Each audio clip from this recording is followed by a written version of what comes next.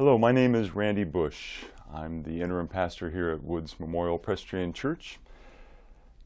When my wife and I moved to Maryland in June, one of the things we had to do was downsize, and that meant getting rid of a lot of books in my church office and books at home.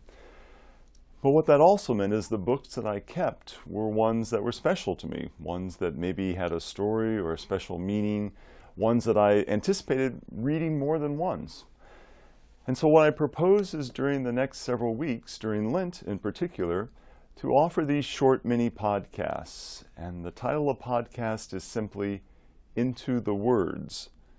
It's a chance to pick out a particular book that's meant something to me, to share a little bit from the book, to listen to its words, and perhaps reflect on some of the faith themes found in it.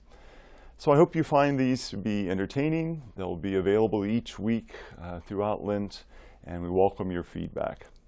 So when I began this process of thinking about which books I might want to talk about, I pulled out a group of probably 10 or 12 choices, and the one I'm going to start with today is a book by Lamott. Lamott wrote several books. This one's called Traveling Mercies.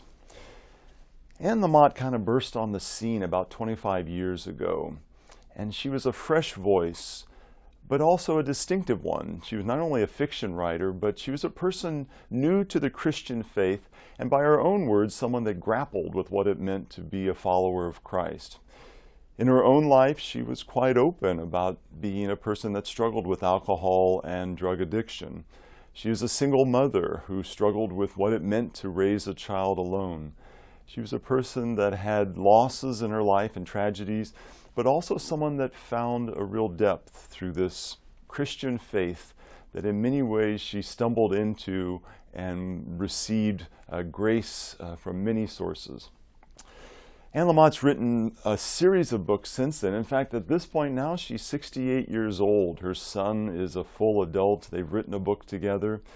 And so there's a range of books that I would recommend from her if you're going back into the library. Some of them are Operating Instructions, which is a funny, witty book about when she was giving birth to her son, Sam. There's another book, Plan B, Further Thoughts on Faith. There's one about the 3 essential prayers, help, thanks, and wow.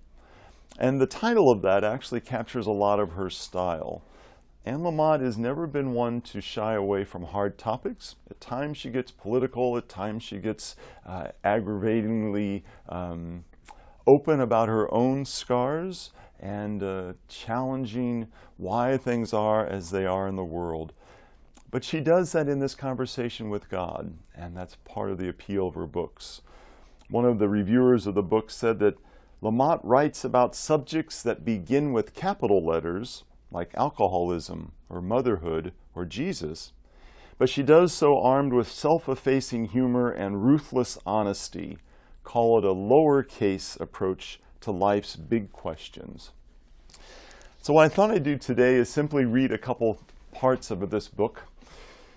Lamott was struggling in a period of her life with alcoholism and finding her way. And she would often spend her weekends going to a flea market. She lives in California in Marin County. And so she talks about going to the flea market, and then around the corner was a church that occasionally she would hear the choir performing.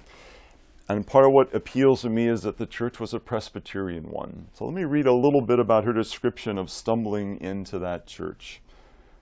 She says, "If I happened to be at the flea market between 11 and 1 on Sundays, well, I could hear gospel music coming from a church right across the street. It was called St. Andrew's Presbyterian. It looked homely and impoverished, a ramshackle building with a cross on top, sitting on a small parcel of land with a few skinny pine trees. But the music wafting out was so pretty that I would stop and listen. I knew a lot of the hymns from the times I'd gone to church with my grandparents and from the albums we'd had of spirituals. So finally, I began stopping in at St. Andrew's from time to time, standing in the doorway to listen to the songs. I couldn't believe how run down it was, with terrible linoleum that was brown and overshined and plastic stained glass windows.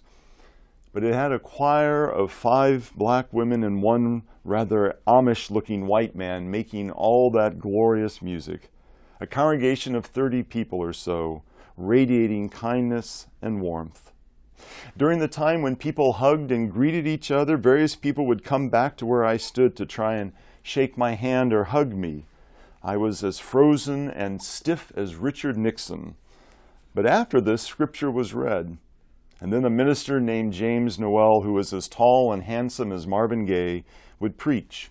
And it would often be about social injustice and about Jesus, which would make me running back to the sanctuary of the flea market as fast as I could. Now, over time, Lamott does end up visiting this church, and not only visiting but joining. It's there that her son is baptized, and in many ways it's there that she is raised and her son is raised. And so she ended that chapter talking once more about the church. And she says this: "Over the years, I think that I only missed church 10 times in 12 years. My son Sam would be snuggled in people's arms in the early shots, trying to wriggle free of hugs in the later photos.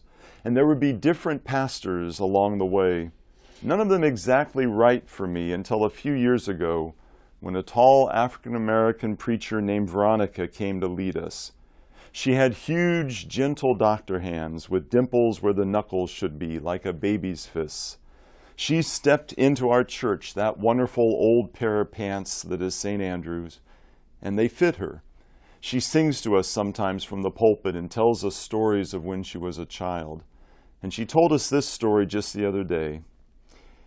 When she was about 7, her best friend got lost one day, and the little girl ran up and down the streets of the big town where they lived, but she couldn't find a single landmark, and she was very frightened. And finally a policeman stopped to help her, and he put her in the passenger seat of his car, and they drove around until she finally saw her church. And she pointed it out to the policeman, and then she told him firmly, 'You can let me out now. This is my church, and I can always find my way home from there.' And that's why I've stayed so close to St. Andrew's, to my church, because no matter how bad I'm feeling, how lost or lonely or frightened, when I see the faces of the people at my church and hear their voices, I can always find my way home." So I love that image of letting the church be a point of reference for everything else that happens in life, for the church being a place, a community from which we can always find our way home to what matters. So I hope in many ways Wood serves that role for you, or wherever you have a church community.